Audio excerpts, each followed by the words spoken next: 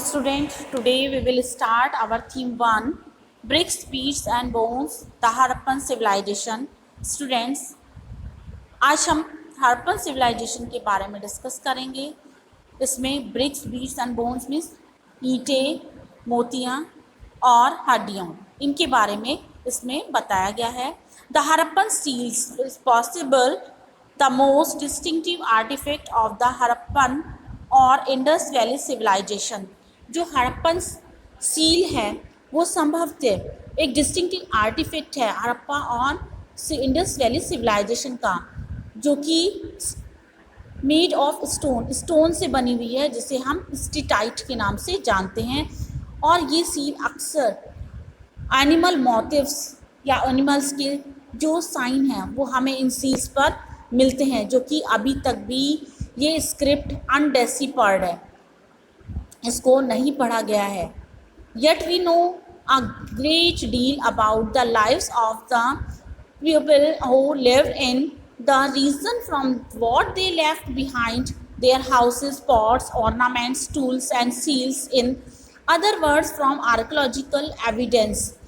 जबकि आज तक भी हमें उनके बारे में पूरी तरह से जानकारी नहीं मिल पाई है. जो भी उन्होंने अपने पीछे छोड़ा, जो लोग वहाँ पर रहते थे, और उनके बाद जो भी हमें आर्टिफैक्ट्स मिले हैं, जैसे हाउसेस हैं, उनके पॉट्स हैं, ऑर्नामेंट्स हैं, उनके ज्वेलरीज हैं और टूल्स हैं, उनकी सील्स हैं, और दूसरी वर्ड में जो भी आर्कियोलॉजिकल एविडेंस हैं, उन सब से भी हम इनके बारे में पता लगा सकते हैं. Let us see what we know about the Harappan civilisation and how we know about it. आइए अब हम देखते हैं कि हड़प्पन सिविलाइजेशन के बारे में क्या हुआ है, क्या क्या हमें एविडेंस मिले हैं और उसके बारे में हम कैसे जानें. We will explore how archaeological materials is interpreted and how interpretation sometimes change. Of course, there are some aspects of the civilization that are as yet unknown and may even remain so. Of course, संभवतः हम ये जानते हैं कि हम ये समझ सकते हैं कि जो ये आर्टिफैक्ट्स हैं इस सभ्यता के जो हमें मिले हैं और हम इनके बारे में जान सकते हैं. Terms, places, times.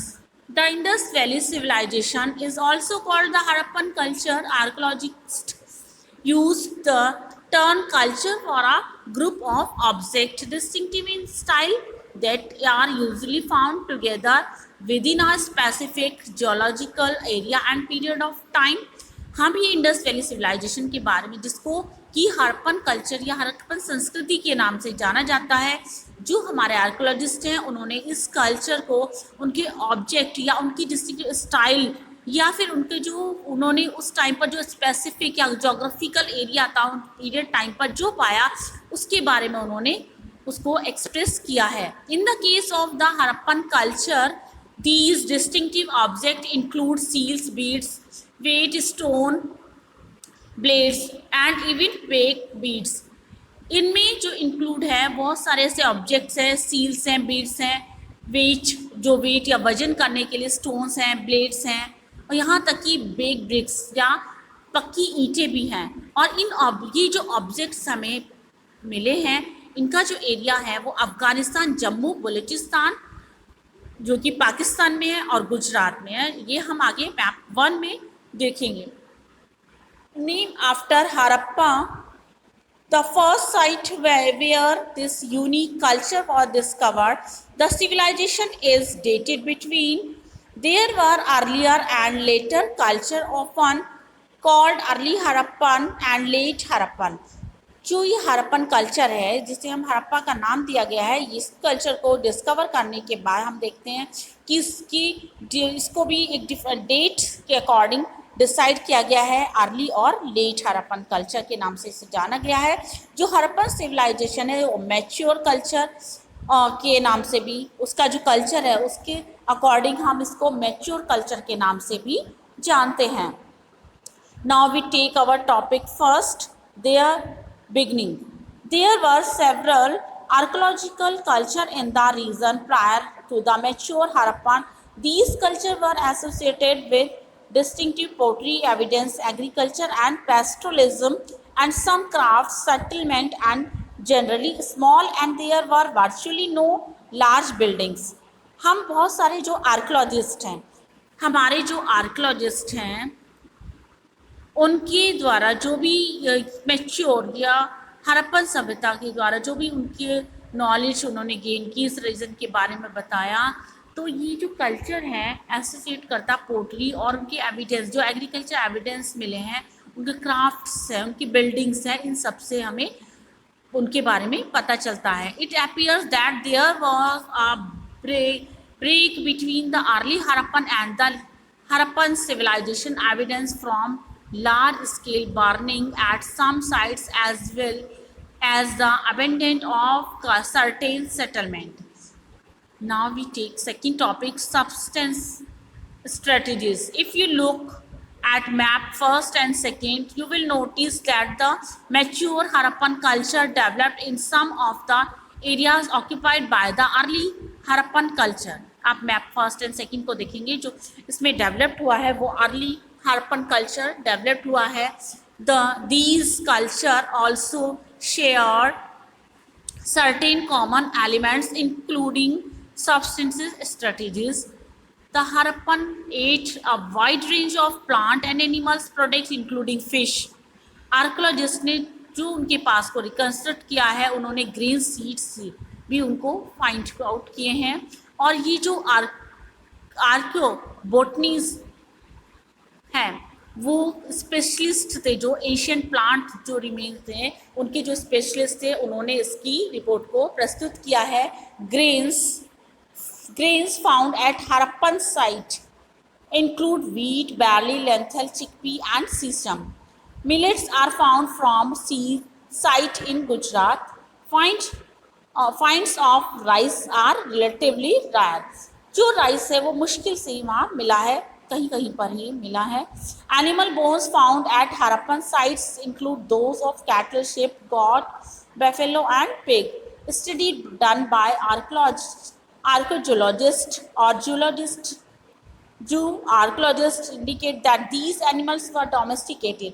इन लोगों ने अपनी रिपोर्ट दी है, जो जूलॉजिस्ट हैं उन्होंने अपनी रिपोर्ट दी है कि ये एनिमल्स वहाँ पर डोमेस्टिकेट किए जाते थे.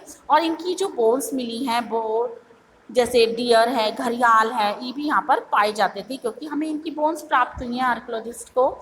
और हड़प्पन हंटेड एनिमल्स, इन एनिमल्स को वो हंटेड भी करते थे, और फिश बोन्स भी मिली हैं. Fowls are also found there.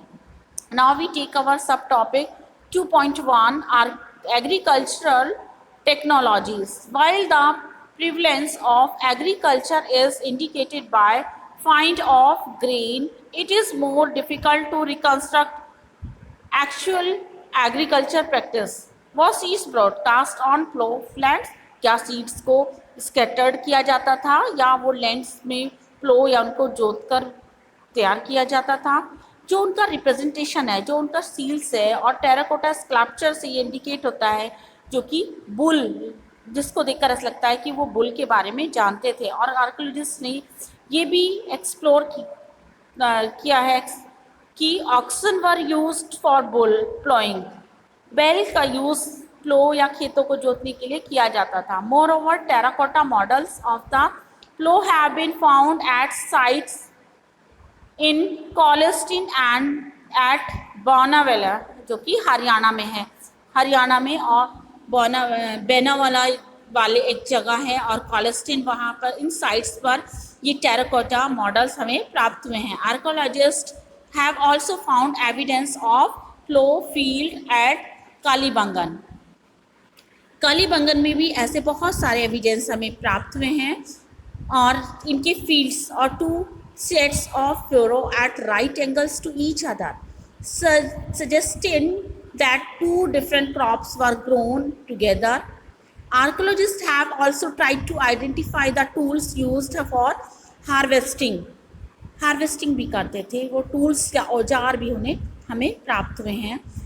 जो हड़प्पन साइट्स है वहाँ पर सेमी एरिड लैंड्स भी मिली हैं, जो कि एग्रीकल्चर के लिए उनका यूज़ किया जाता था.